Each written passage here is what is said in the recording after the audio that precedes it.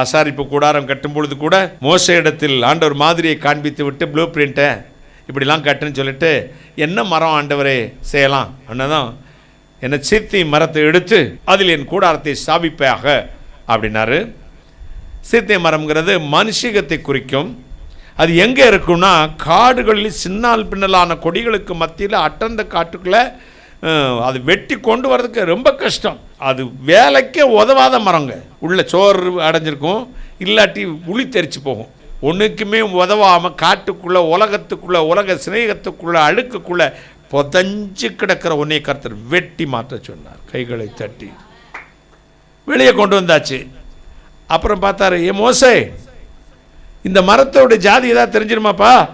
ஆமாம், கிளை கொலையை பார்த்தா இலையை பார்த்தால மாமரம் தேக்கு மரம் ஈட்டி மரம்னு தெரிஞ்சிடாதா? அப்போ கிளை கொலையெல்லாம் வெட்டிரு அப்படின்னாரு. சரி, வெட்டிட்டு பார்த்தாரு. இப்போ தெரியுமா? அம்மா பட்டையை வச்சு கண்டுபிடிச்சிட மாட்டான் என்ன மரம்னு. அப்படியா? கிளையை வெட்டின பிறகுமா தெரியுதுயா, சாதி தெரியுதா, அந்த மரத்தோட என்ன ஜாதின்னு தெரியுது. ஆமாம், அப்போ பட்டையை கழட்டுப்பா அப்படின்னாரு. பழைய மனுஷனை கழட்டி வெளியே போடுனாரு.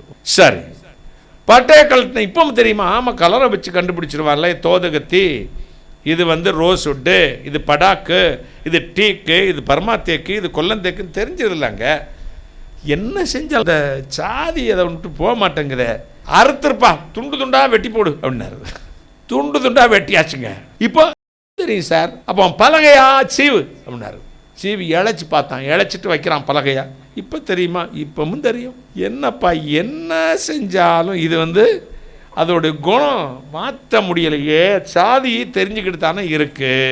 இந்த மரமே தெரிய வேண்டாம். இந்த மரத்தை முழுவதும், இந்த பலகைகளை முழுவதும் பசும் பொன் தகட்டினால் மூடிவிடு, தேவ மகிமையினால் மூடிடு.